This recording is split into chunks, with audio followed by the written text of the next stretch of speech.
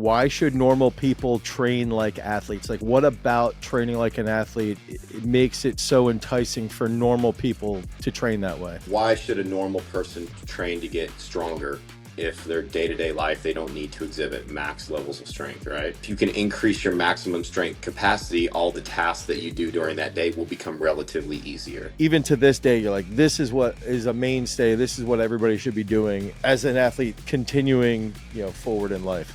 Rate of force development, ballistic movements, and then what goes into there is compensatory acceleration. So how quickly can an athlete develop force? Because that does contribute to power. Or do you ever have concerns that somebody would be like, oh, why would I listen to this dude if he's just going to he's used steroids or he's using steroids? Why would I have any business listening to him? Or is that ever a concern? So something we don't talk about enough is we're going to do a mind-blowing podcast with Judd Lienhard, and we're going to start right now. Okay, so everything inside of this podcast with Judd Lienhard, we're going into specific training for athletes. We're going to go into why every single person on the planet should be training like an athlete. We're going to go into different exercises like his crazy Zercher lifts. What is cross-pattern training? I don't even know what cross-pattern training is. We're going to dive deep into all of these different topics so that you're going to learn what cross-pattern training is. And you're even going to get a little bit of a soundbite on anabolic steroids. So let's get this party started with the Judd Lienhard podcast. Okay, Judd Lienhard, you're in the military for a while. You played college football. I want to know right off the bat, why should normal people train like athletes? Like, what about training like an athlete it makes it so enticing for normal people to train that way? okay. So, well, let's go into like use an analogy. Why should a normal person train to get stronger if their day-to-day life they don't need to exhibit max levels of strength, right? Because if you can increase your maximum strength capacity, all the tasks that you do during that day will become relatively easier. Does that make sense? Yep. So even if like you are never required to pick up 500 pounds, if you can pick up 500 pounds every time you pick up 50 pounds, it's going to feel pretty light. You'll be less likely to get hurt, you know? So the same for athleticism, basically.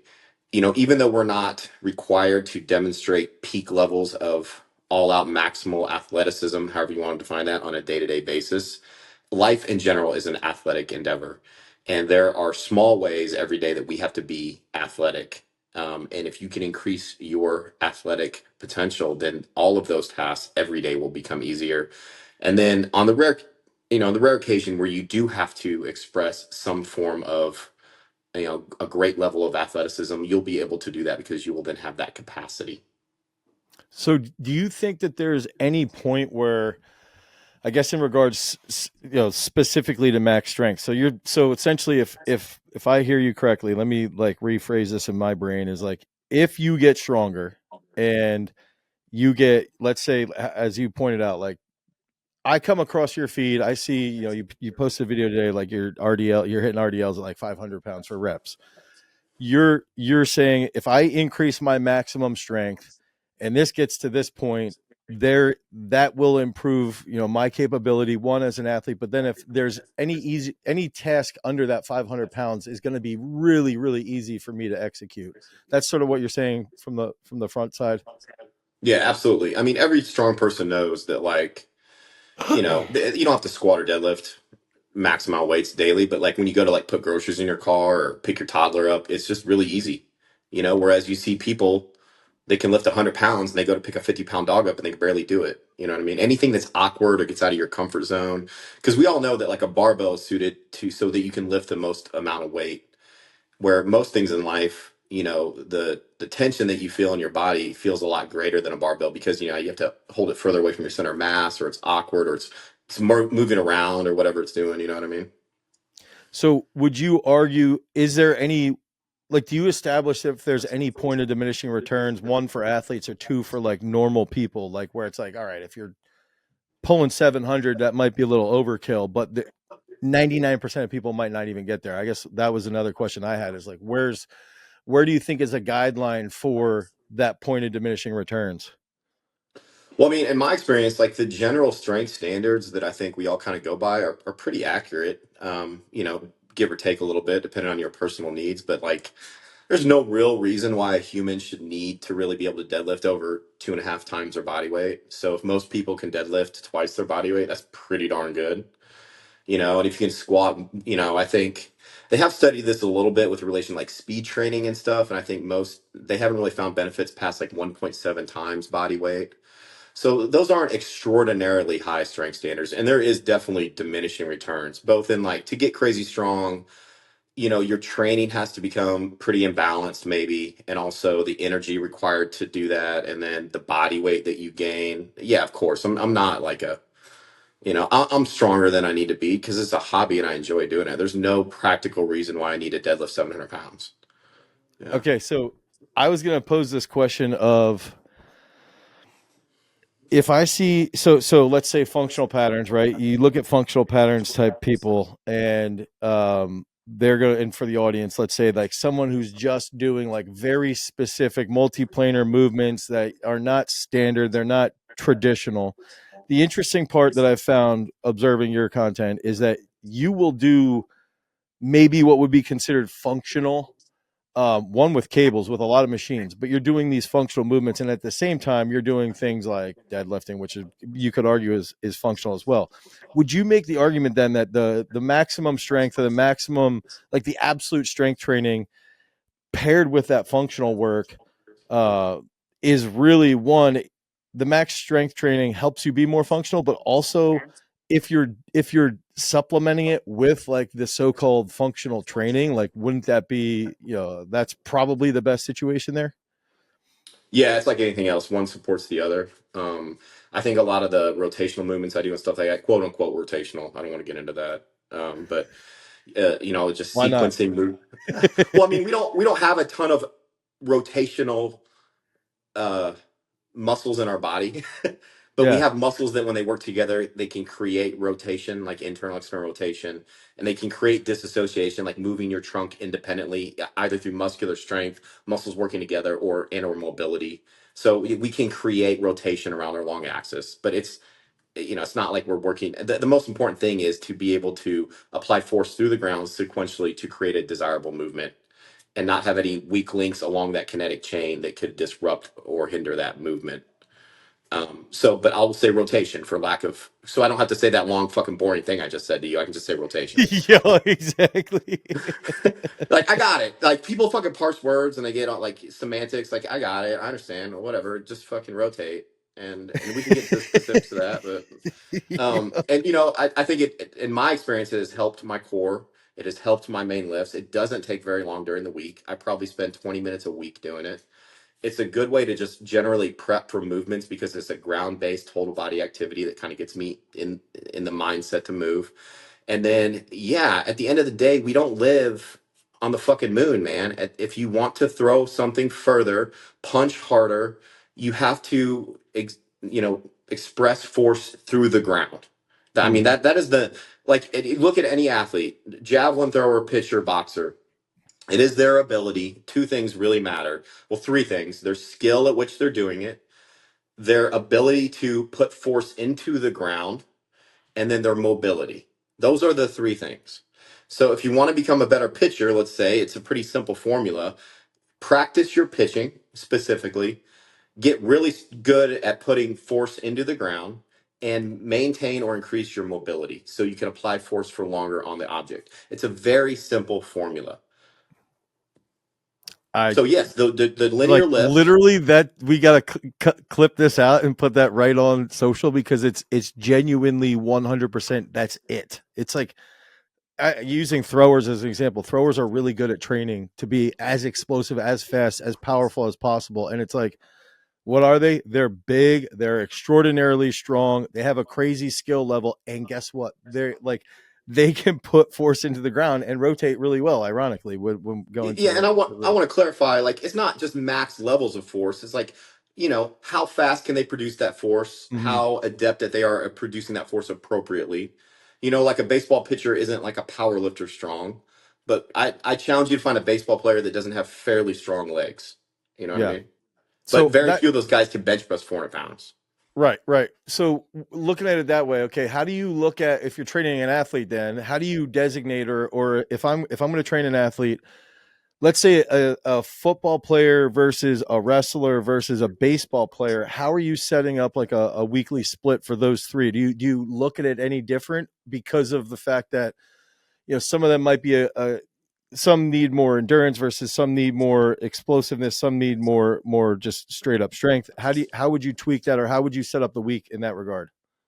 That's a great question. Okay, I'm glad you asked that, man. So, as strength coaches, I think we sometimes lose sight of the fact that we are there to build mainly general capabilities that will help that athlete with their sport. And nothing we do in the weight room is going to supplant that sport. And I'll go beyond that.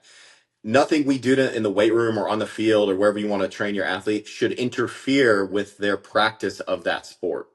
So the first thing you have to do is you have to find out their practice schedule, their competition schedule, where they are in that macro cycle or whatever that is, and make sure your training fits in with that and supports that, especially if you aren't in charge of all the training.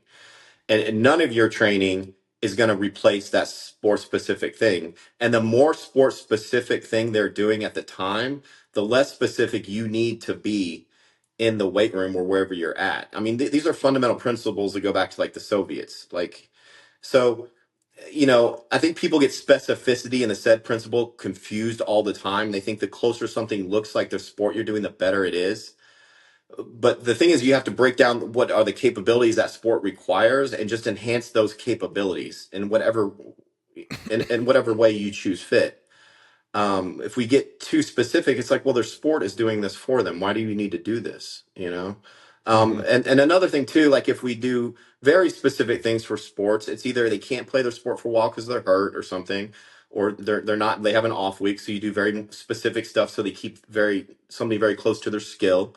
And another reason that we do very sport specific stuff is because they don't get enough exposures on the field of play at this one thing they need to work on, right? So if there's one weakness on the mat or on the turf, and like during practice or a game, they only get like 4 exposures to work on that, and it hurts them or they fail. Well, that's not enough exposures.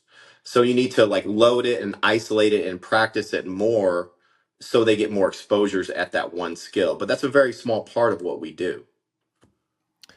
So you would say, like, I'm trying to think through in that case, like you got a football player, let's say they're slower, and I feel like football dads especially they love speed training. Like, you guys offer speed, can we do speed training? So I make my living, brother. Yeah, Make my kids faster. My kids slow. It's not. Make them faster. yeah, I used to yeah. run And then 4.3. and then they're doing back squats, and they're Yeah. like, what? Why aren't they doing like the speed ladder? Anyway, well, how in that case, what would you do though? Would you say, okay, they could apply? Let's say you got a kid who's a back squatter and he can squat 400 pounds, but he is slow as snot, right? So then, are you going to say, okay, he can't apply force fast enough? So then, how would you set up a week for that individual in that specific case? Like, let's say they want to train 3 days a week. Mm. How would you So set that week up then for the kid who's power lifter type kid? Let's say power yeah. lifter D tackle, but balls slow. So you look at the individual first. You're like, well, why are you slow? It's probably not a lack of strength. Is it like a body composition issue? And then first I have to analyze their technique, their sprinting technique, to see if it's a force application issue. And then if it is, like, what is causing that? Like, can they not achieve a good hip split? Do they not have good backside mechanics for some reason?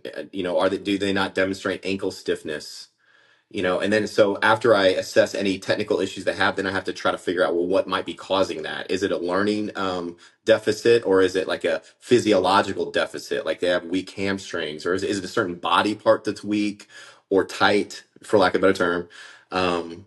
Something like that. So there's a lot of assessment. A lot of it, you just kind of eyeball it a little bit, and then you need to give them a couple tests, and you're like, yeah, I'm pretty sure, this is what we need to work on. So after we kind of establish what they need to prioritize, then once again, I have to find out what they're doing at school. Because a lot of these trainers, they love to do like this French conjugate, and it's like, okay, that's great, but my kid is deadlifting and squatting at school, so they're going to come in and they're going to have to do this complicated conjugate method training. It's like, no, you already squatted 4 times this week because your coach's kind of a nut job. I'm not going to have you lift a single weight in here. So you always, whatever it is, it has to be tailored to the individual. And I think it's important that we actually break down what that means, kind of like what I just did. And then also, you have to work within the system they're currently working in. So if they're training 3 days a week with me, usually they only train once or twice. First of all, I have to find out when's their practices, when are they gonna have to perform, and like when's their competition, and make sure, and then adjust that week to week to make sure nothing I'm doing in there affects their competition day. You know what I mean? And then after that, yeah, it would be, mainly, um, sometimes it's weird. It could be a conditioning issue. I know strength coaches don't like to talk about conditioning, but if a kid is really slow on the field, are they getting tired really quick? Yeah, they So just like when I have them they're do their, gassed. yeah, maybe they're just gassed because they're fat, and then I Yeah. got so but usually I like to go from I have an order of things I do things. So I call it slow, flow, go, grow, show. So the slow is like the movement prep where I really wire in good patterns slowly. If something hurts, I have them hold it isometrically. So we mobilize, we find points in that movement that might be risky for them. And that normally takes 5 to 10 minutes, right? And then we go into the flow. And these are, more like movement pattern drills that are a little bit faster. Sometimes things like the flows that I do, that's why I call them flows, where I work on combining movement patterns together fluidly, but at submaximal efforts. Things like A skips and scissor skips and leg cycling. And so, after the slow and the flow, we're 20 minutes in already, right? Hmm. But I don't spend 30 minutes stretching my athlete out. You know what I mean? But slow and flow, and then it's the go. So then we're talking about more things that are ballistic in nature, plyometric in nature. Um, and from there, I like to work fast ground contacts into slower ground contacts. So like work down the force speed spectrum, starting with more on the speed end. So you obviously can't do full speed sprints right away, but you're going to do a bunch of like bounces and pogos and bounding. And then after they're ready, you do your 10-yard accelerations to make sure they feel good, do some build ups, do a couple flying 20s. And then we can, if it's appropriate for that day, if we're not doing change of direction speed, then we can do their full speed 40s fairly early in the workout still, like within 10 minutes of their actual work, ideally. But then after that, we work our way down the force spectrum a little bit more towards like max effort broad jumping and vertical jumping, where they need longer ground contact times. Then maybe we load it a little bit, or we load their sprinting up first. Kind of maybe left that part out. So like if you're going to do resisted sprinting, probably I almost always do my non-resisted first, unless they have a technical issue we need to work out. And then sometimes adding a little bit of resistance will help us see that and work on it. But usually I do my non-resisted sprinting first and then my resisted. So like, we have a 1080 machine, but if you don't, then like drag a sled or something. And then like wet jumps and then weighted jumps. So like towards the end of that spectrum, we're getting into more like ballistic movements like hang clean, if it's appropriate to do hang clean on that, if they haven't already done it. So and then towards the end of that, we get into like the grow, which I mean strength. So it's like heavier lifts, max force production. And then the show really just means your auxiliary or your weak point training. So if they have weak hamstrings, do some Nordics. It's Right. pretty standard. I mean, that's like the way that, but when they come in, if they've done a bunch of legs, then we're going to work on something else. We're going to work on their core. If they have any hip imbalances, we're going to work on some hip flexor activities, some tibialis anterior work. It's not bad to not kill your athlete every time. What's up, guys? Our podcast and our channel are sponsored by our own strength training app, Peak Strength. The entire focus of Peak Strength is to provide you guys with the absolute best sports performance app that you could ever imagine. We build out the programs on the back end. We take in all of these different decisions that we learned here on site at Garage Strength so that we can then apply it to you so you can improve your training. So if you guys want to improve your overall sports performance, head over to peakstrength.app, the Google Play Store or the Apple iOS Store. Download Peak Strength. You'll get a free week of training, and then you can start getting on those gains, get those reps done so that you can become a champion. Now, let's get back to the video. Peace. It's interesting because when I watch your stuff and even when you're talking about like training like an athlete, it is also of note there that it's like it's okay that your athletes aren't like vomiting after every single session. Like that's okay to avoid that. And it's the same thing as an athlete versus somebody who is our age, 40 plus years old. And it's like, yo, you don't need to die every single time you go into the gym or to go work out. Like you can actually just go in and do some mobility stuff or functional shit, whatever you want to do. Yeah, and if you're one of these dudes and you want to go into the private sector, you're going to have to get out of the strength coach mindset. because the kids already, or the people, they probably already have strength and conditioning coaches. So if you're limited into like max effort plyometrics and max and the basic lifts and things like that in your bodybuilding training, you're not going to do this athlete any good. Even if you disagree with what that coach is doing, like, and you badmouth a coach or something, you're just going to work your way out of a job. Like, you actually have to bring something valuable to this athlete that they're not already doing at school. Yeah. Yeah, that's big there, especially with getting out of the strength coach mindset is, I mean, arguably you should probably get out of the strength coach mindset to a point, even if you're in the realm, so you see things like a little bit more holistically, I guess. Um, okay, cross pattern stuff. So you post, and I've seen you talk about it. Really like a lot of the stuff that you do when you're talking, or when some of like your more functional um things that you'll post on social media. When I Can you explain cross pattern work? Explain what it is, and can we get into that a little bit further? So cross pattern is a form of contralateral, which just means the opposite sides are doing different things. Um, so it means a pattern is, let's say it's a hip extension with a knee extension. That's a movement pattern. Or hip extension, knee extension, plantar flexion, spinal extension. That's a movement pattern, right? And it goes into the kinetic change. And everybody likes to say your posterior chain and your anterior chain, and that's true. So it's a pattern. So one side of your body is doing a certain set of things while the other side of your body simultaneously does the opposite set of things simultaneously. And both sides of the body are depending on a good cross bridge there to maintain stability and prevent injury.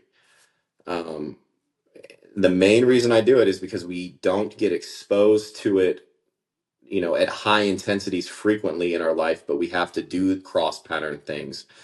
I would say we do far more cross pattern work than we do bilateral or truly unilateral work in our daily lives when you think about things.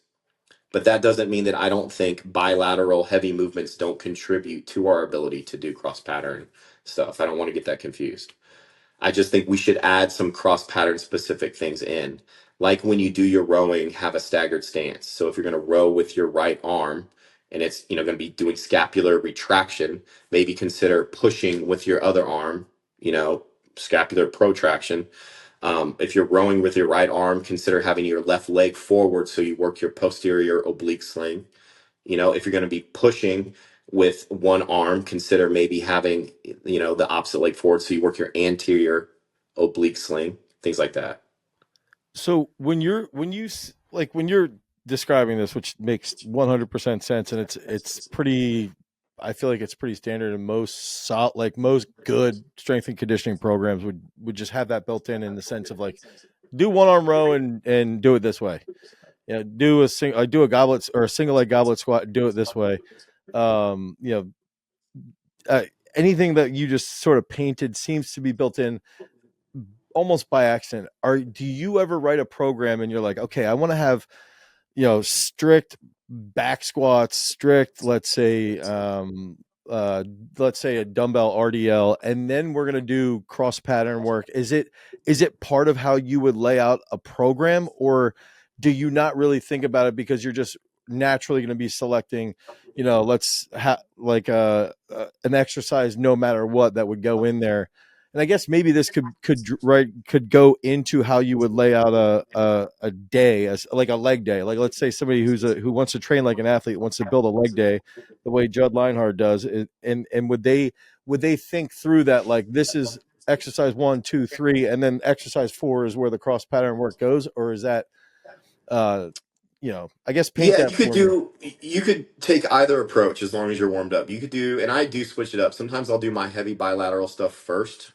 And then if I'm just doing a leg day, it's not going to be really cross pattern. It'll just be more like contralateral, which is going to be like a lunge, a walking lunge, which is a contralateral movement. Mm-hmm. And you can do your lunges. But I, especially as I get older, I think it's more important to focus on contralateral cross pattern stuff. So I make sure I do one total body workout a week where those cross pattern things can fit in a little bit better. And I make sure that a lot of times I try to start my weightlifting sessions like with legs with a contralateral movement like lunges or Bulgarian split squats. And then I load bilaterally later in that workout. Um, I just think it's just it's such an important skill, especially as we get older, to maintain our cross pattern abilities. So with an athlete, I'll normally have them do their cross pattern stuff fairly early in the workout, and it's not insanely intense. Like they're not going to failure or lifting close to their 1 rep max. And I won't do a ton of volume of it, like 2 sets for one cross pattern movement, like a push pull movement.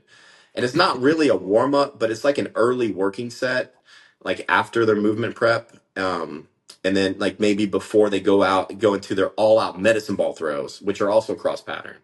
So I'll have them do like a resisted cross pattern movement first, and then I'll have them, but not to fatigue, not where it'll really affect their performance on their medicine ball throws. And then if it's a baseball player, I'll have them do some like all out medicine ball wall throws, with a nice little break in between each bout. And then after that, we can get to some of the heavy force production stuff. I think it's interesting because it's like, I don't know if you've ever read Franz Bosch's stuff, but he's sort of like, at least my interpretation of what he writes is like, you can't do these things, like he would say, specific co-contractions are what create a greater stability of the athlete, and they have to be doing this in these specific movement patterns, and you can't really do it with traditional movements, and you can't really do it in the gym. But then at the same time, like just listening to you and from my own anecdotal experiences, like athletes learn co-contractions and the skill of a co-contraction, and athletes learn cross pattern work probably more so in the weight room than anywhere else because it's happening slower. So they learn how to feel it and then they can apply it better. I don't know if that's something that you've experienced yourself or not. That's exactly it, man. So like people misunderstand. I load these things so that I actually make them a little bit less specific to the throw that they're gonna have to do. Because the loading, first of all, it does build some strength in muscles we may not be using. So it does build some weak links. I'm not gonna say it doesn't. And you don't need to go max effort on some of that stuff to build strength. But secondly, the resistance forces the athlete to slow the pattern down and practice good sequencing. Mm-hmm. If somebody's right-handed, I normally, and they're trying to throw a medicine ball left-handed, I will always have them start with that right hand so that they can practice the pattern, because there is a cross brain carryover. Once you practice a pattern, it does kind of carry over into your autonomous ability to do that pattern without thinking. Yeah, I like that a lot. Okay. And mainly, I'm sorry to keep going, but it helps the athlete think about what they should be doing with their feet. Because everything we do starts with their feet. So it slows it down. They put more force to the ground, and they make sure that they're, knife edging and internally rotating. They feel the pressure on the right side of their foot. It helps them get in tune with their feet. Okay, talk to me about how, your view on that. Talk to me about, because explain knife edging. Explain why. Explain what are some foot pattern or foot drills that you guys do that you'll do in training to help prepare the foot for a training session. So anything from like the flows that we do, a lot of those are to train which side of the foot you're supposed to be on and how you should feel that rotation happen through the rotational movement.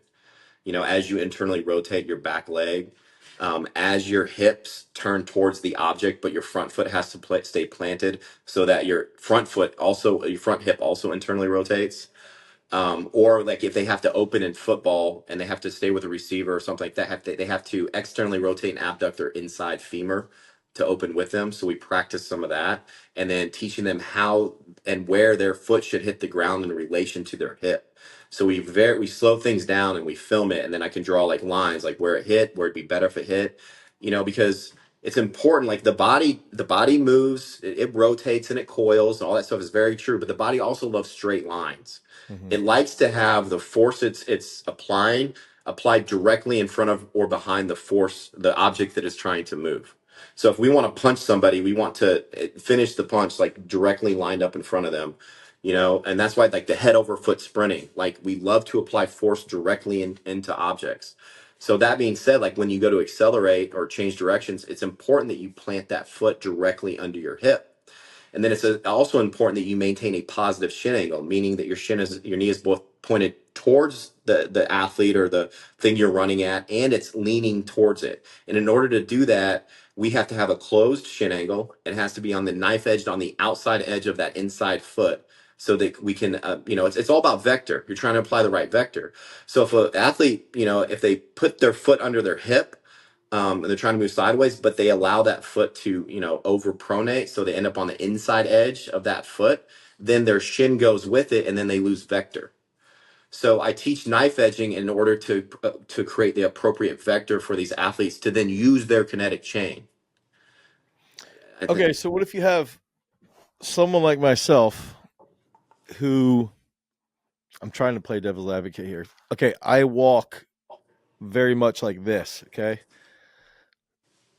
Some reason, and I have some decent athletic ability. I used to, maybe not as much anymore because I'm older, but I used to. Would you, and one thing that I've always struggled with is like if I walk straight foot like this, I literally, like, it's so weird and it's uncomfortable to feel like almost how you described applying pressure to the outside of my foot. Still had a good shuttle, still had a pretty good 40, good vertical, everything like this, but I would apply pressure much more almost internal on the inside of my feet because of the way I walked, which I would argue is genetic to a point, based off of how my mom and my grandmother walked, and one of my sons walks like me, the other two do not. So I guess my question would be, if you have somebody who's, and there's a lot of sprinters who tend to walk toes out like a lot, would you still want to, I'm actually thinking about Sha'Carri Richardson's like this. She walks very much like that. Would you still want her in training, or myself, anybody, to walk or to focus on that in their warm-ups, to still, like, you still see some value to knife edging or not?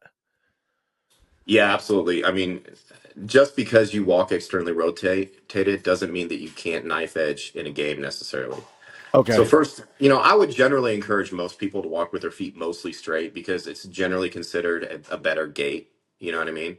But there are genetic differences, and it, also you have to ask, like, is it a muscular thing? Is it a motor learning thing? Or is it like, where are you turned out at? Is it at the hip or is it the knee? You Hmm. know what I mean? It might not be something that's that easy to fix, and it might not be worth the time it takes to fix it. But if I was looking at an athlete like you that was turned out and we were doing pro agility runs, and you couldn't internally rotate your outside foot because of that external rotation, then it could become a problem. So Right. if I was looking at Carrie Richardson and she's at top speed and she hits the ground with an externally rotated foot, which she doesn't, then that's a problem. So that whatever she's doing when she's walking is obviously not carrying over to her sprinting. So I'm not fucking really worried about it. But if it's a person that's in their 40s and they walk duck footed and they have injuries and shit like that, usually I'm gonna like try to encourage them to fix that. And usually that will lead to like jumper's knee. They'll usually have some weird knee issue because they might be mobile in their hip, but then something happens around their knee, so then they get really, really tight IT bands. So Yeah, at and least sometimes it's not even like a hip mobility thing. So like they externally rotate to put, because sometimes they do have weak glutes. Usually Mhm. not with strong dudes like you, but some people do have weak glutes, so they externally rotate because it puts like their external rotators in a stronger position, like their piriformis, so that they can help with hip extension. And then those piriformis and those internal rotators, they get inflamed and they swell, and then they pinch on the sciatic nerve. And then they start to overpronate because of that, and then they have medial knee pain. So sometimes it's an issue, but not always. Yeah, yeah. Okay. Um, as an athlete, I want to get into when you were an athlete, what was like the biggest things that you felt were, I guess I want to go into the biggest things that were a waste of time, but also the biggest things that you were like, yo, this needs to be like that. Even to this day, you're like, this is what is a mainstay. This is what everybody should be doing as an athlete, continuing, forward in life. So something we don't talk about enough is ballistic movements and compensatory acceleration, and how much of well, I guess three things: rate of force development, ballistic movements, and then what goes into there is compensatory acceleration. So how quickly can an athlete develop force? Because that does contribute to power, and it creates stiffer joints, quote unquote, stiffer joints. They can attenuate force faster. Ballistic Yo, means you ever let me cut you off. You ever think that the stiffer joint thing shouldn't it be like more stable, like a more stable joint? Like if the joint is more stable, you could apply more force. And I feel like the stiffness term makes people think about like lack of mobility or flexibility. I don't know if you've ever thought about that. Yeah, it's a poor term, but it's just what we see. So we see Yeah, when an athlete's foot hits the ground, it just looks like it doesn't give as much. And that's not from a stiff tendon. That's from a tendon that can attenuate force very quickly. So yeah, it's just a miss. I don't know, it's a weird term. But I know what people mean. And like, it's like the rotation thing, right? So people will yeah, hate yeah. on rotation movements and then they'll say, you need more joint stiffness. And I'm like, Jesus, man. Like, okay. Like, okay. Maybe if you did more rotation, maybe. I don't know. Yeah, yeah, exactly. Okay, so back into the ballistic movements, RFD, accelerate, compensatory acceleration. So that as an athlete, you're looking at this and you're like, not only one as an athlete training wise, but then also after you're done training, it needs to continue. Yeah, I mean that's going to enhance every. And the cool thing about both of those, man, is we can work on that stuff late in life because none of those things really require like a huge or fast stretch reflex, right? So like you can work on rate of force development, with things like isometrics and dead stop lifts. Like I know we do dead stop deadlifts, but pin press with bench press and just things moving things from a dead stop close to your 1 rep max ish is going to help your rate of force development. And then also, we can work on stiffness with like pogo hops and things like that, and just some easy bounces off the ground. And then the compensatory acceleration, ballistic movements, like we can work on that stuff with like sandbag throws over our shoulder and stuff like that, or medicine ball throws.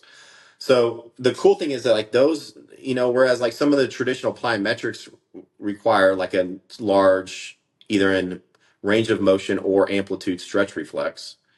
The stuff I just mentioned doesn't really require a stretch reflex. You can do it with one if you want, but So that would be almost how you're looking at like if you have an older dude who's 45, 50 years old and they're like, dude, when I do box jumps or let's say hurdle hops, right? Like if I'm doing hurdle hops, like my knees, my ankles hurt afterwards. But you're saying like, okay, well, what about sandbag throws or med ball throws or I don't know, dumbbell snatch or whatever, that would be theoretically less stress on the body while still getting the neurological effect that you would be looking for. yeah, I mean, it's a different neurological effect than a box jump, maybe to some extent, but it's also maybe it's more appropriate because, like, let's say you want to maintain your power. Like, okay, what are we talking about here? Your ability to throw something over your shoulder or toss something into a truck. Like, how is a box jump directly going to improve that? It's not. But yeah, sandbag throws because you need compensatory acceleration to do that and a faster rate of force development. So not only is it different, it's probably better for what you actually need. You might not be able to jump quite as high, without practicing jumps specifically. But is that one of your main goals in life now? Yeah, you're throwing like a bag of mulch over the truck's side, or you're getting sand for the sandbox for your kids or whatever. Like I can see that 100% playing out. I mean, okay, so that brings up your infatuation with Zercher squats, okay, or at least the Zercher position. Walk me because I think because I'm a bitch and I just don't like the stress on my elbows. I did want to ask, I haven't really seen you in a front rack position. So I think you might have done a hang clean once where I'm trying to log in my brain if you did this. Do you avoid or do you just replace more so front loaded stuff with Zerchers? Do you think Zerchers are that much better? Um, Zerchers for athletes versus Zerchers for life. Like what? Maybe that should be a T-shirt you sell. What is it specifically about the Zercher that you convince me why I should do them more? Well, so first of all, some people it just hurts their elbows, man. It's just a thing. I don't, So tough I am a dudes pussy. sometimes is complain about it. But what I would warn people against is putting like a very large pad around the bar. Okay. And like an elbow sleeves is fine or a towel is okay. But if you get the bar, the main danger doesn't come from having the bar on your elbow. It comes from moving that bar further away from the fulcrum, which the force on your bicep will increase really rapidly because it's going to not only move it further away, it's going to force your arm open to where your biceps in a weaker position. So if you start Zercher squatting a lot of weight with a really big pad on the bar, yeah, that might actually put you at some kind of risk. Whereas otherwise, it's for your bicep anyway. Zerchers are a very safe exercise. But if they're uncomfortable, you don't have to do Zerchers. There's no exercise in the world you have to do. And if you're very comfortable with, so I like Zerchers because you don't need a lot of mobility in your wrists and elbows, and shoulders and even scapula to do them. And right now, I have a bad left shoulder, and sometimes my wrists get cranky, and just doing a lot of hang cleans at my age, maybe because I didn't take care of myself, whatever. It's not friendly. So I'll do hang high pulls and drop it.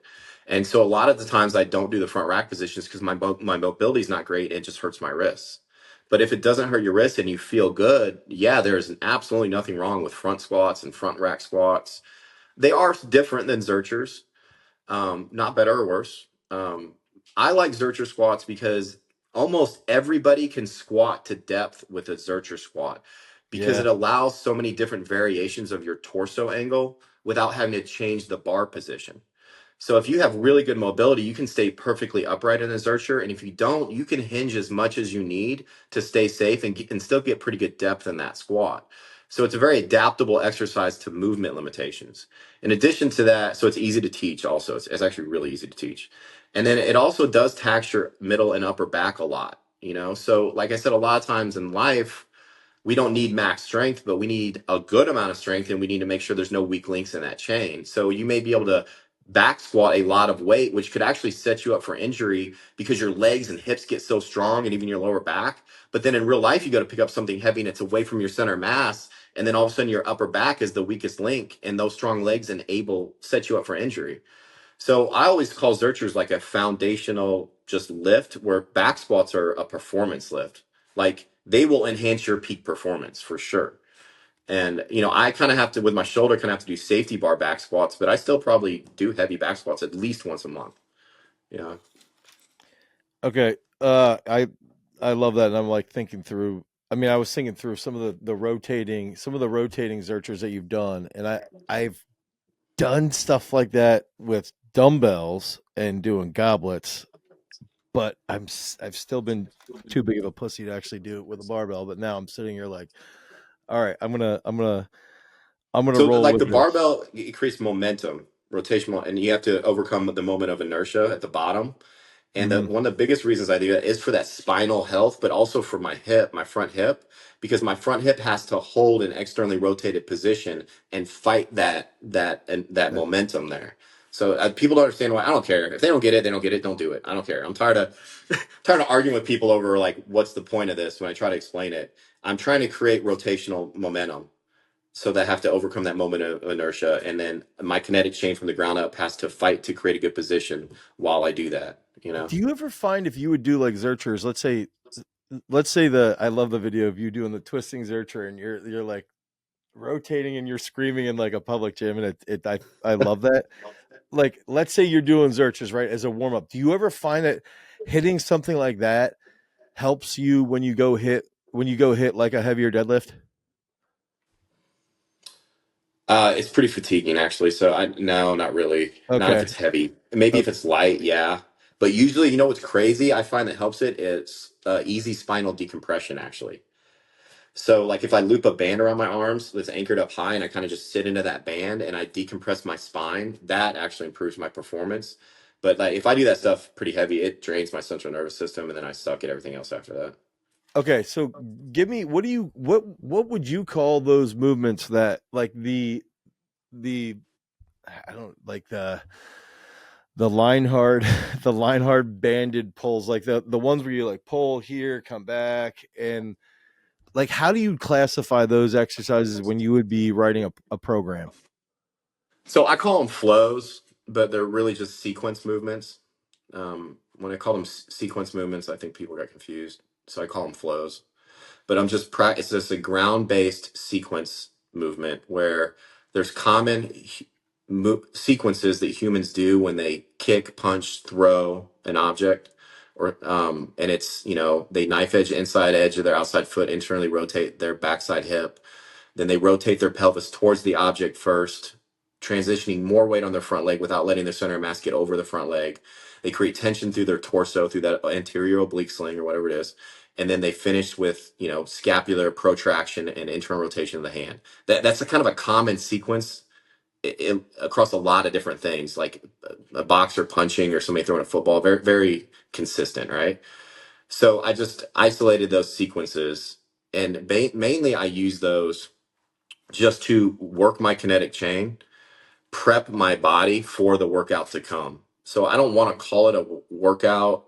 It's a light working set that serves as both a movement prep, but also it does strengthen some muscles that I would like to work on without having to like do Copenhagen planks 3 times a week and things like that. Right. So Okay. I just a very time efficient way to kind of get myself ready. And normally I program it early in the workout on either upper body days or total body days. That's how I program it.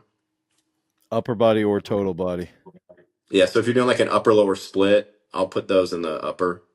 And Okay. then if it's total body, I'll just do them early in the workout. How often in a week, like let's say traditional mobility or just mobility that you would classify for an older individual, how many minutes or how many sessions out of the week are you doing mobility?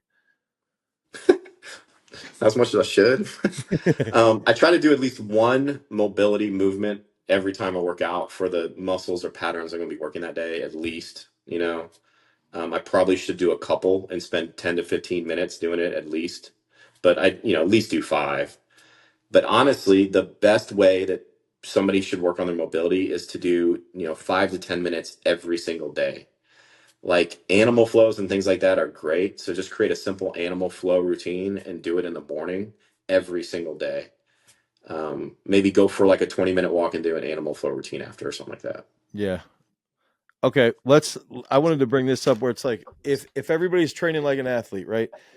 What is, if I got some old head coming into the gym, he's 55 years old. He's like, you want me to train like an athlete, but I got 30 minutes. Like, what do you want me to like? How can I train like an athlete? And if I only have 30 minutes to train, I've got 4 kids, I've got a job. Do you know how hard my life is? What are you saying to them in that case? Like, as far as trying to destroy their objections.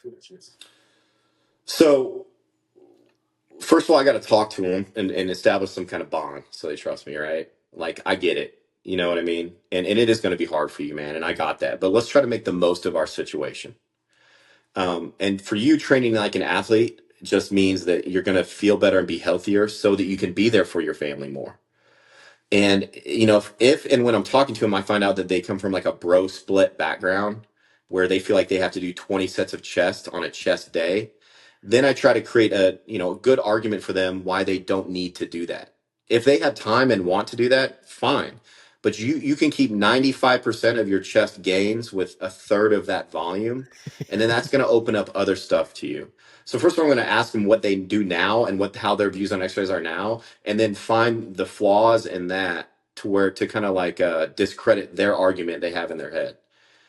And then it's like, hey, bro, we need to come up with something that you don't hate to do, like some kind of movement prep, that isn't just a bunch of stretching, like, things that are ground based that will get you ready in under 10 minutes, for sure, under 10 minutes, because you shouldn't spend 30 minutes prepping your body, right?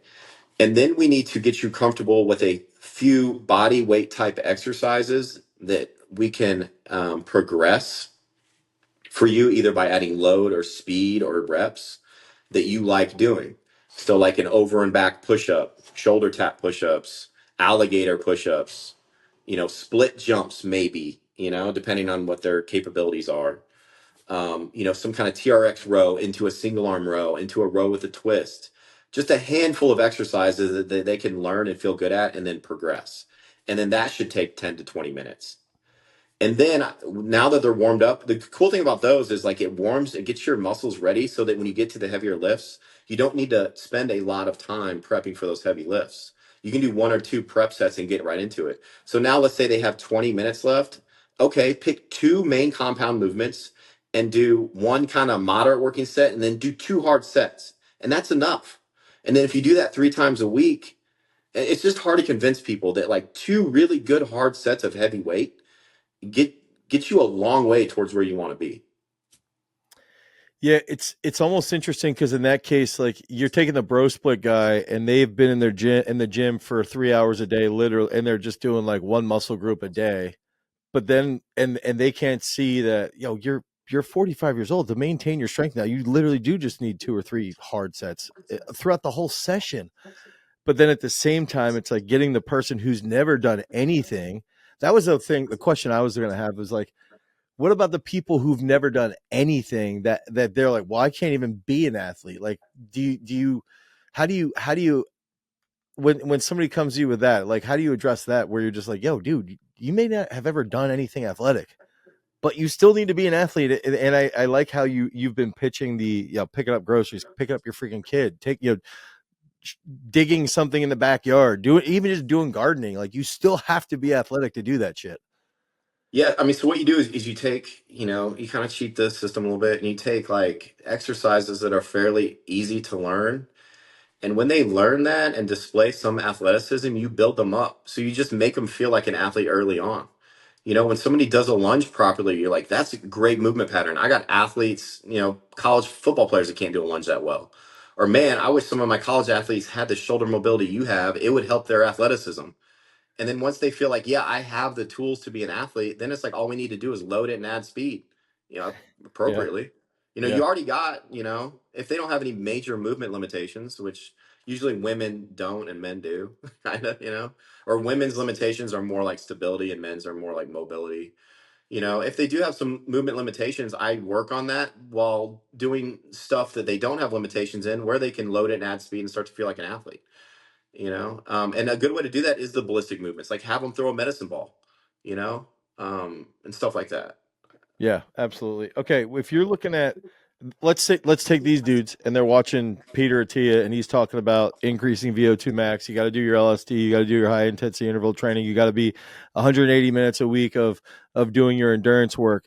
Or how are you going to set up that?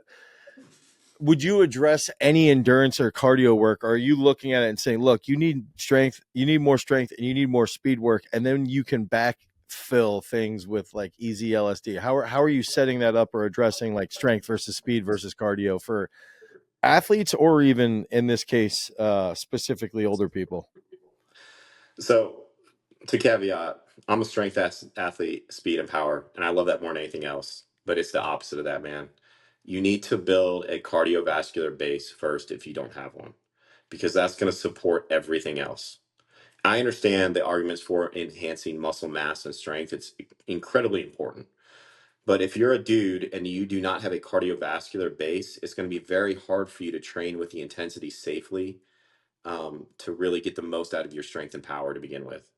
And it will increase your longevity and your quality of life. And it doesn't take a lot of time.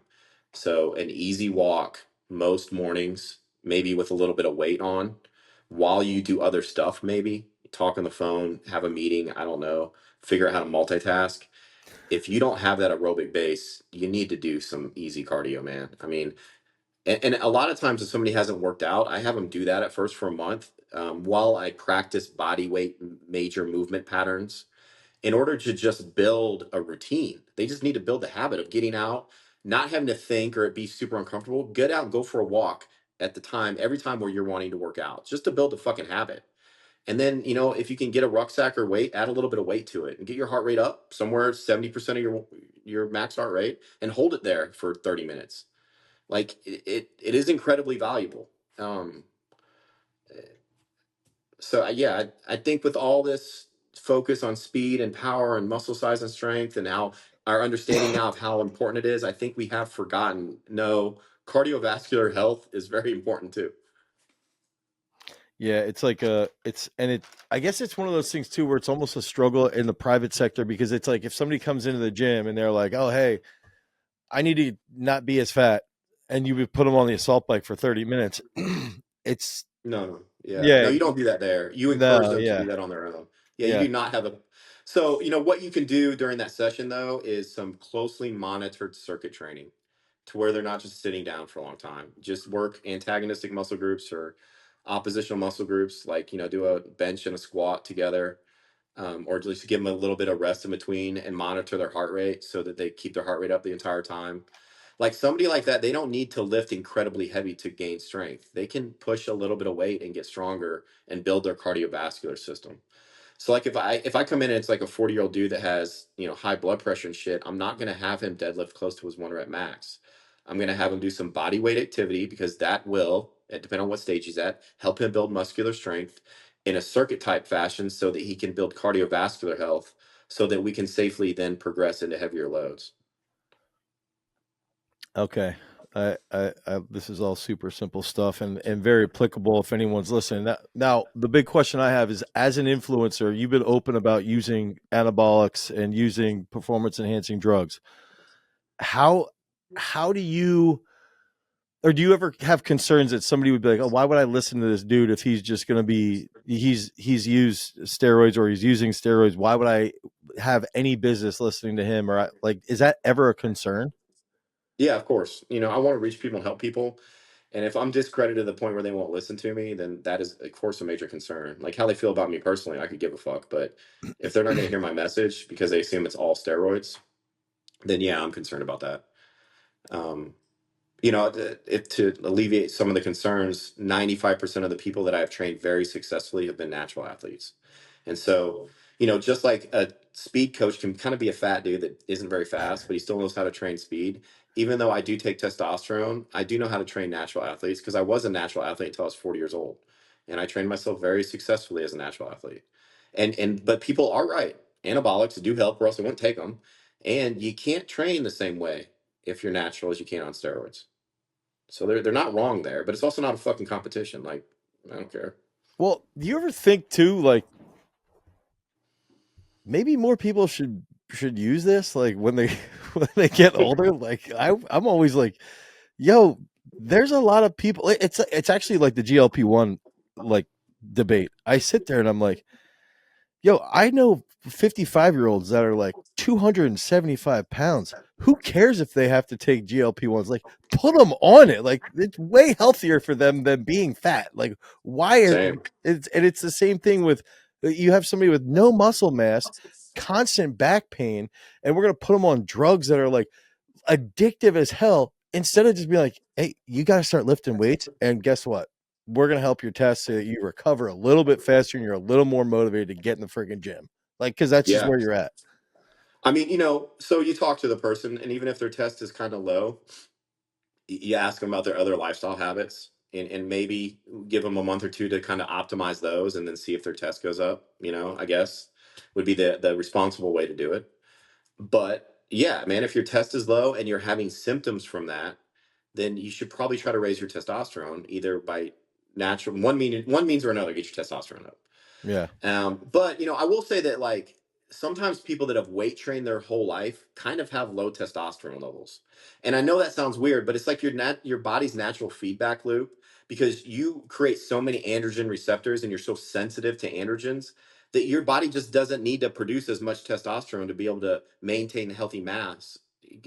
So some people have sky high test levels and they're still weak as shit because they have shitty androgen receptors, Mm-hmm. or they don't have a lot of free test or they're Right. Right. converting it a lot. Like who knows? Like so it's more the symptoms, but and plus people just they don't know shit about anabolic steroids, man, and they just doctors don't know shit about it, honestly. Like your normal doctor doesn't know fucking dick all about anabolics. Um, and they act like if you take 200 milligrams of test, it's going to fucking kill you. It's like, well, I know dudes that have taken, I'm not saying anyone should do this, but I've known dudes that have taken 3 grams of much harsher anabolics than testosterone for 30 years and somehow they didn't die. Now, it wasn't good for them, but they didn't die. So if you think by taking literally less than 1/10 of that, you're going to all of a sudden just croak, you're probably not. Steroids are actually fairly fucking safe compared to a lot of other things that we get prescribed on a regular basis. That's one of their problems is that you can take anabolics for a long time with very few symptoms to the point where like some things might happen over 2 decades that you regret because you took testosterone for 30 years before your enlarged heart became a problem for you.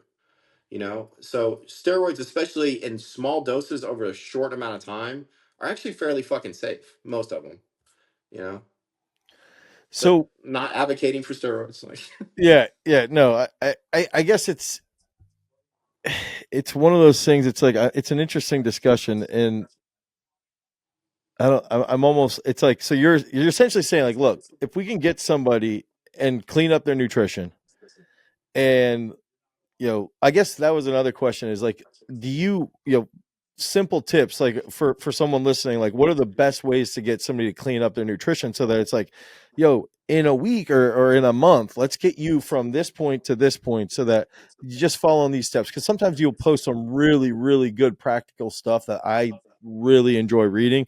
And I wanted you to, if you could cover on some of those simple nutritional tips, and then we could work through some of the other stuff.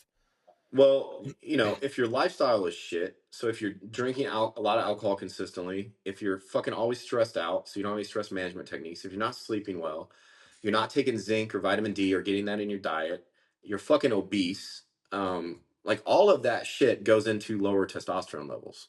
So if you have all of those things in your life, you adding testosterone to that is probably a really bad fucking idea. Because like testosterone, it does lower your cholesterol overall, but it lowers your HDL, which isn't a good thing, a little bit. It could increase like your hemoglobin, so you have to get blood. You have thicker blood, and if you already have high blood pressure and shit, probably not a great idea. So yeah, if you're just this fucking fat slob that's in your 50s and you drink all the time and you can't manage your stress, like fuck, you probably shouldn't get on tests. You should probably fix some of that shit first. And then after that, like I get tired of it being called testosterone replacement therapy. Okay, first of all, we don't know what level of testosterone we're even replacing. We don't know what your optimal level is, or was, right? So we're fucking guessing. So what are we replacing? And then that makes it think like, oh, we shouldn't give you much testosterone, even if you feel better, because then it goes into optimization rather than just replacement. We just want you where God meant you to be, right? So like, no, no, no. I know some guys that have lots of tests and they feel great, but that's not you because God didn't mean you to be there, right? So fuck that. It should be hormone optimization. To whereas we do as many hormones as we can afford and are safe, as long as it's making us feel better. I don't care what the natural level of testosterone is. Are you having side effects from that? Like if not, maybe it's fucking good for you. Right, right. Oh shit, that was funny. Okay, let's say somebody does come in though. They're like, okay, what can I do, nutrition wise, eating? Like, what would you say to somebody, um, fiber wise, protein wise, like basic macros? Okay, so testosterone is made from cholesterol. We all fucking know that. But that doesn't give you carte blanche to eat as much fucking red meat as you want. You don't need a lot of saturated fats to produce an optimal amount of testosterone, okay? If you're a fucking vegan or you never eat fucking red meat, yeah, maybe add in some red meat, okay? But if you're a typical American, adding more saturated fat with the hopes of raising your testosterone is probably a piss poor strategy. So, what you actually need to do is add more fiber and add more healthy fats from unsaturated sources and add micronutrients that have been proven that when people are deficient in it, they have lower testosterone, like vitamin D mixed with, K3 or whatever, or K2 rather, K2. Yeah. zinc, magnesium, things to help you sleep better, things to attack it both directly and indirectly. So, it all comes down to like, how often are you stressed? How well are you sleeping? How overweight you are or over fat you are? How much inflammation do you have? So if your is chronically elevated, yeah, you're probably gonna have shit testosterone levels. So like check all those boxes at least to some degree first. You know what I mean? Yeah, it's like I think I take was care. kind of scattered there. Does that make sense? No, no, no, that, that was good though. I also like that you're like, if you're sleep shitty and you're just fat or over fat, whatever, like that's okay. Well, I Um, mean, we do know, and I'm sometimes, dude, I fucking drink and shit and don't sleep well, and I'm guilty of this too. So fucking sorry if I sound judgmental here, but there are a lot of dudes in my area, and I think most areas that are it's a fairly affluent area, so they have money to spend on exogenous hormones, a lot of different ones too, like peptides and fucking growth and everything, and they fucking go out and eat barbecue 4 times a week and fucking drink 6 beers every night and then get hammered every weekend. They're fucking fighting with their wives. They don't do meditation because they think it's for gay people. They got to fucking, they're 40% body fat and they're like, I need to get on tests. It's like, no, motherfucker. Like, you need to like fix your fucking lifestyle. yeah, you And then need the to. test doesn't help them. They still feel like shit. They Yep. just maybe get a hard on more often or something, Yeah. which, Yes. that's what they care about anyway, I guess. But it still comes back to like they're still not happy. They're still in shitty relationships and they still can't sleep and they still have some form of heart disease. Like it's Yeah. and they But maybe they add a little bit of muscle to their upper body. yeah, It's like, okay, well, if that's what you want, then, you're a grown man. Do what you yeah, want. then that's it. That's all they need. Um okay, so give me for like I want to go back a little bit on the exercises is like top 5 movements in your mind that are like, look, these are the top 5 exercises that everybody should be doing, athletes and normal people included. Oh man, I love it. It's so hard for me. That's why I love it so much. It is so hard. Okay. Some, you want to start off with the movement patterns, right? So some kind of push, some kind of pull, some kind of hinge. It's so fucking hard though, man.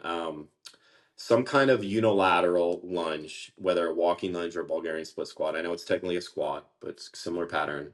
I think every person should be doing a lunging movement loaded weekly at least. Um, I love push-ups, so it's hard to not do push-ups, but like I love dips, you know. It's just a great upper, it's to me it's the king of upper body movement. I mean, and then combine dips with some kind of chin, however you can hold the bar where it's comfortable for you, pulling yourself up. And then some kind of loaded hinge that you can do comfortably. Whether that's a frog stance deadlift or a trap bar deadlift. How many is that? One, two, that's 4. That's 5. So that's 5. Yeah, I mean, if they can add like a power movement in there, like a throw of some sort, that'd be great. Um, So some type of yeah, I mean, you throw. probably thought I was gonna say sprinting, but like, I love sprinting, but most people are so far away from being able to do that safely. I would never say sprinting at first. So this is something we had a podcast with Stu McMillan and I was going to bring this up was like he talked a lot about skips and he's like, dude, there's a if people can just get better at skipping even after the age of like 50, if they're just skipping like 2 or 3 days a week, because a lot of people actually have to then think through like, how do I skip? How do I do this? And he talked about it as like the knee to glute ratio and how like he thinks it really just helps maintain athleticism and that sort of explosive aspect that you were talking about as well. I've seen you do a lot of skips, and that's why I was wondering too what your take on skips specifically. I mean, I couldn't agree more with him. I think it's the one thing I do a lot that I don't think a lot of people have picked up on because they feel goofy doing it is skipping. Different types of skips, but just start with a normal A skip. And the benefit is it's so hard to describe how beneficial it is for so many reasons. We go into like the bouncing and the easy, extensive plyometrics, working like tall hips and good posture, good rhythm. So it's good for brain health. If you do them the right way, you can get some light cardio in by doing your skips. It's just, man, it's so good for like your hamstrings and your glutes and your hip flexors. It's one of the most beneficial things you can do.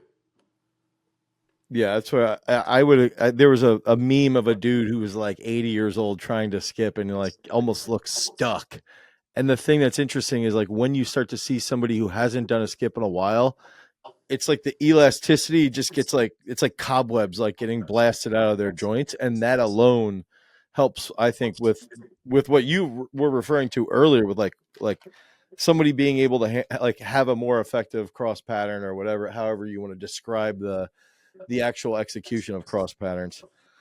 I um mean, dude, if you just watch the average adult try to skip, it's so fucking hard to watch, bro. Like, I'm not gonna say this dude's name because I love this dude. Actually, he's fucking shredded, very well known. And it's not Mark Bell. It's not who you think it is, but like awesome, like fairly athletic dude. And I tried to show him how to skip one time. Oh my fucking god, man! I was like, dude, bro, just stop. Like, yeah.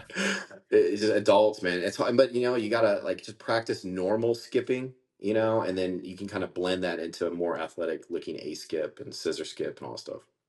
Yeah, it's interesting. I mean, it's funny because I brought this up to Stu. Is that I watched him with the video with Huberman, and I'm like watching Huberman do skips. I'm like, dude, why are you so fucking robotic? Like, what are you doing right now? But That's honestly most people, man. It's most people, dude. It's just adults are just robots, man. okay, I want to ask you a couple off off fitness. Okay. Social media. I want to know how what is your posting pattern? Do you have any pattern? Or are you just like, are you just shitting this stuff out?